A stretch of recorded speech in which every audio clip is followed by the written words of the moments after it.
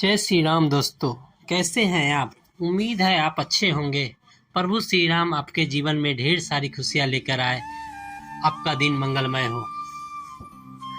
दोस्तों, आज मैं राजा दशरथ का अंतिम अंत्येष्टि यानी अंतिम दर्शन और उनके दाह संस्कार के बारे में बताने जा रहा हूँ। कृपया ध्यान से सुनिएगा। दूसरे दिन प्रातः काल गुरु वशिष्ठ ने शोकाकुल भरत को धर बनाते हुए महाराज दशरथ की अंत्येष्टि करने के लिए प्रेरित किया।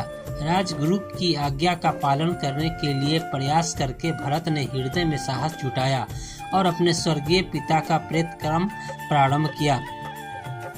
तैलकुंड में रखे गए शव को निकालकर अर्थी पर लिटाया गया। अर्थी पर पिता का शव देखकर भरत का हृदय चित्कार कर उठा। रो रो कर वे कहने लगे, हे पिताजी, आप मुझे छोड़कर क्यों चले गए। आपने तनिक भी विचार नहीं किया कि मैं अनाथ होकर किसके आश्रय में जीऊंगा। आप मुझसे बात नहीं कर रहे हैं क्योंकि आप मुझे दोषी समझते हैं।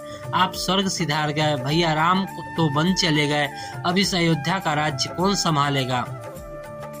भरत को इस प्रकार विलाप करते हुए देख महर्षि वशिष्ठ ने कहा, वत्स, अब शोक त्याग कर महाराज का प्रेतकर्म आरंभ करो। उनके ऐसा आदेश देने पर भरत ने अर्थी को रत्नों से सुसज्जित कर ऋत्विज पुरोहितों तथा आचार्यों के निर्देशानुसार अग्निहोत्र किया। भरत, शत्रुघ्न और वशिष्ठ मंत्रीगण अर्थी को कंधे पर उठाकर शमशान की ओर चले। रोती बिलखती प्रजा भी शव यात्रा में पीछे पीछे चलने लगी।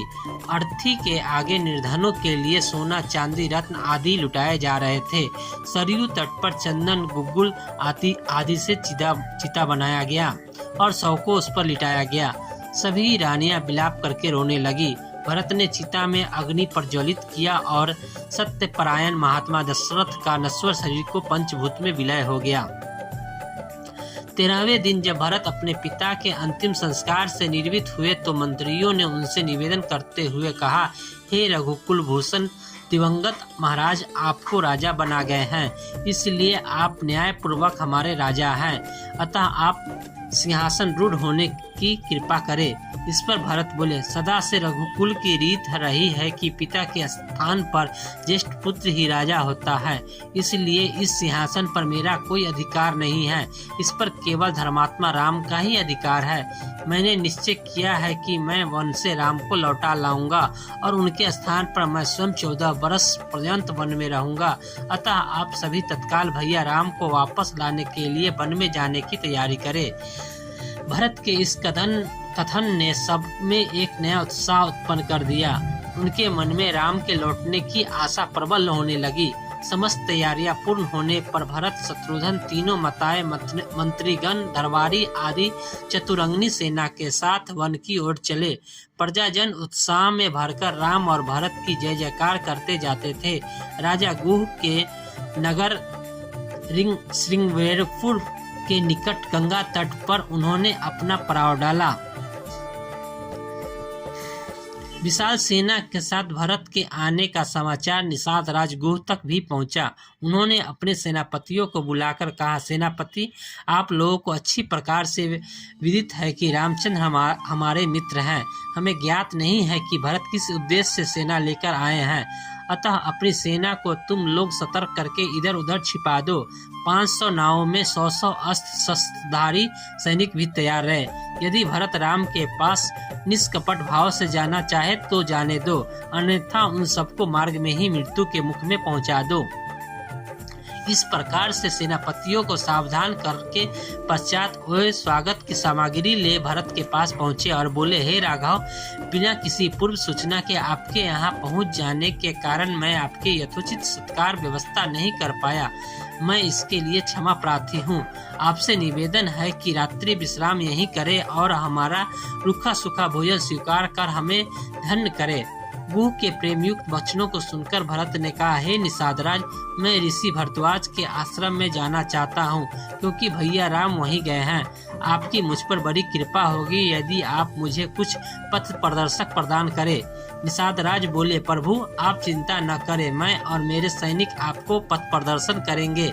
किंतु आप इतनी विशाल सेना को साथ लेके रामचंद्र के पास क्यों जा रहे हैं?